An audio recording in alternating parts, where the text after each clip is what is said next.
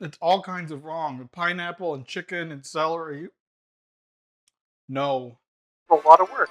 Wobble, wobble, wobble. That was a lot of flippin' work. I hope it's tasty. Hello, thank you for stopping by. I'm so glad you're here, and welcome to another random vintage recipe where I choose a vintage recipe from one of these cookbooks at random and then make it. Previously, I have just pulled names out of a little bowl, but I have introduced a new friend, Prize Wheel. I'm trying to come up with a name for this. The recipe wheel, possibly. The wheel of flavor. Eddie. I don't know what to call this thing. If anybody has any suggestions for what to call our new friend, please let me know in the comments down below. And if you're enjoying this video, please give it a like. That helps more than you can know. So I'm going to spin this wheel and make whichever recipe is listed on it.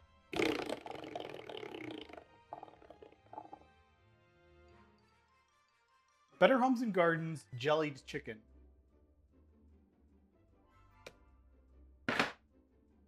All right, it's a mid-century Jello mold. Let's go for it. It's getting warmer. I think this is the time of year for it. You don't have to heat up the house. This is going to be pretty easy to make. Maybe not easy to taste. I'm going to go to the store, get all these ingredients, come back and make it, and finish up by figuring out how much money I wasted on it. Let's get into this. I had to get the organic celery because that's all they had other than the pre-cut stuff, which was like $5 for like 2 pieces of celery cut up. Crackers. I got some crackers to serve this on as like a spread, like an appetizer spread. I am not going to cook chicken, so I just bought some pre-cooked, pre-sliced chicken. I'm going to need gelatin, salt and pepper, cutting board, and a knife. Jello mold, various measuring tools. Okay, need to wash the pepper, wash my hands, and then get into the prep work. I think I have everything ready to go, except I grabbed garlic press instead of a can opener. There's the can opener. Okay, let's get into this. I'm going to start by draining a can of crushed pineapple. Oops. It said an 8 3/4 ounce can. This is a 20-ounce can. Oh, I got pineapple chunks. Gosh darn it. All right. Don't mind me while I crush these pineapples real quick. Okay, crushed pineapple. Half cup cold water, 2 envelopes of gelatin.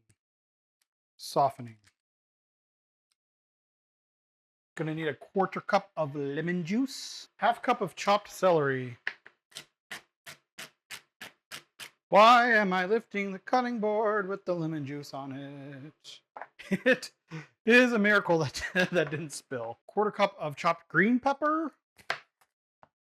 I'd be interested to know if anyone else has made a similar recipe and what you thought about it. If you were around, if you were a youngin' back when these sorts of recipes were popular. Okay, 1 teaspoon of bouillon base per 8 ounces of water. Now, 8 ounces is 1 cup. So I need 3 teaspoons, right? I'll be doing heaping ones. Okay, this water just came right off the boil. And I'm taking this, this gelatin has been softened. It's set up. I'm gonna dissolve this into the chicken stock. Good times. Gonna add in the 1/4 cup of lemon juice and the reserved pineapple juice, but this is for a lot more than it says. I got a 20-ounce can. I needed an 8-ounce can. 80 is 40% of 20. So I need 40% of 8 ounces, which is 3.5 ounces. This much. I'm gonna pour this into a big bowl, let it chill and partially set.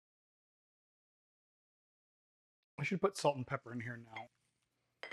Okay, into the refrigerator to chill, partially set. Then I'll come back, mix everything in, and then put it into the Jello mold. Real quick, since everything else is ready to go, I might as well get the chicken all set.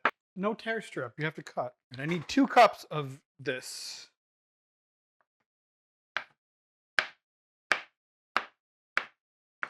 Why am I so messy? 1 cup. Very slightly, tiny bit less than 1 cup. It'll do. All right, I'm gonna clean everything up. All the prep work's ready to go. So that after that sets for like probably about an hour and a half, I can mix everything in and be ready to go. Then let it do the final set. Cool.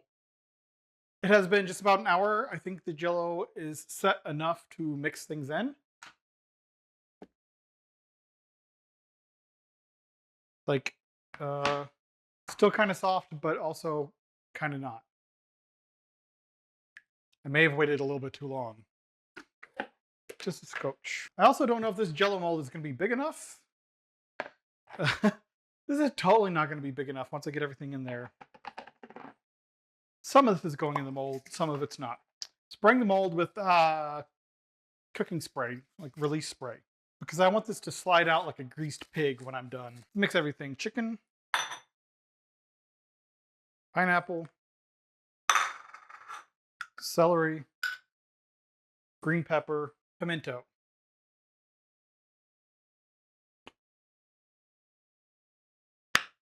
Haha. Ran it under hot water. That always does the trick. How much pimento? Tablespoon. I'm adding more pimento because I like the color. This needs some sort of visual help. It's looking rough. Oh, it fits. Was not expecting it to fit. Bring this top up a little bit into the refrigerator until it sets firmly. Give it several hours. Get a nice solid set. I'll come back when that's done. I've got errands to run. I'm gonna go get a haircut. I gotta go to Michael's. I'm getting some more. I need to get some yarn. I am crocheting a baby blanket for my niece's second child, and I'm really happy with the pattern so far. But I only have one skein of the yarn I started with. When I come back from running errands, I will test this salad. All of my errands have been accomplished, and hopefully this is set. Time to try unmolding this bad boy. Okay, festive. It smells like chicken. Definitely very well set. So let's hope this unmolds.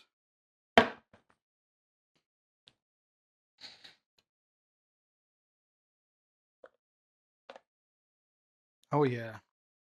This Jello mold is if you're gonna do Jello molds, having the right pan for it makes a world of difference. Come on now. It's weird, but it's really, I don't know. It's cool. Visually appealing. I'm trying to be optimistic here. Wobble, wobble, wobble. It seems more appealing when served with the crackers and cheese, I think. Less bizarre in this context. I also made myself a gin and tonic.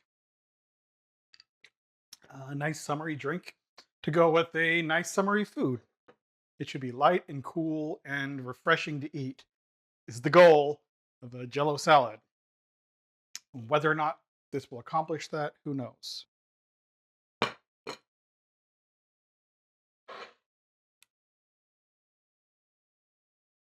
I actually like it. My experience with these Jello salads in the past, I've made them a couple times, is that the Jello just evaporates. The gelatin evaporates as soon as you take a bite. And I don't know, as far as presentation gimmicks go, I like it. I know most videos you see where people try it, it's all like over the top, like, oh my god, it's disgusting. Ah.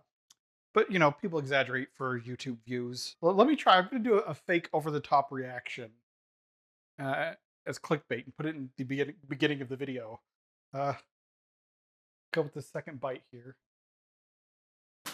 Gross. I just dropped it on the floor. That's disgusting. I was trying to get it in focus and it fell off the fork. Gross.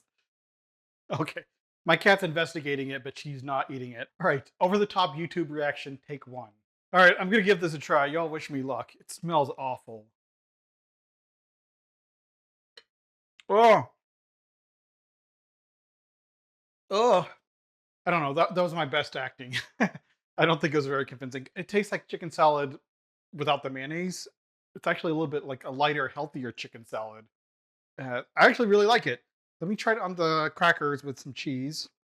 One of the reasons I like cooking vintage recipes, making vintage sewing patterns, just looking back at what we used to do, is that we have a tendency in the modern era to look back and think people were dumb or like, oh, it was so gross. What were they thinking? Why were they doing that? And going back and making these recipes, trying them, and just giving an honest opinion of them really helps you put things in perspective of like, you know, people are just people.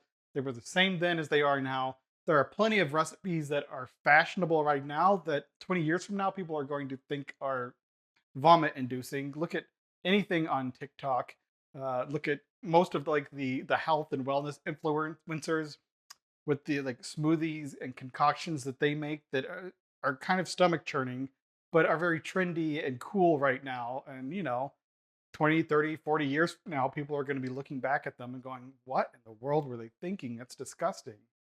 So this is one of those things from back then. It was trendy. It was a trendy thing to do, to put out your party, work with gelatin. It was just cool.